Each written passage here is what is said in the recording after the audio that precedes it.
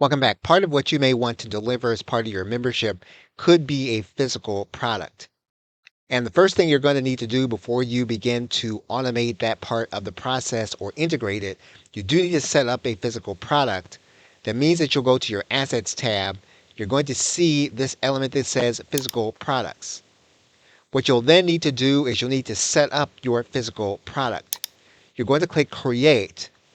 And what you'll basically be doing is you'll be entering in all of the necessary information for a customer to see when they make the purchase. And for the sake of this video, we have already written in some of the elements. We can add in weight.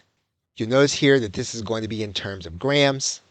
And we can then save our product. Now, unless you have an integration that you're going to be doing with Systeme, this order is going to come to you manually. And so once the customer actually makes the purchase or they become part of a membership where they get this physical product, you will then be responsible to make sure that the product is delivered to them. And they will need to place in their mailing address when they go through the order process. And you'll see that in another step. Okay, so with that, thanks, and I will see you in another video.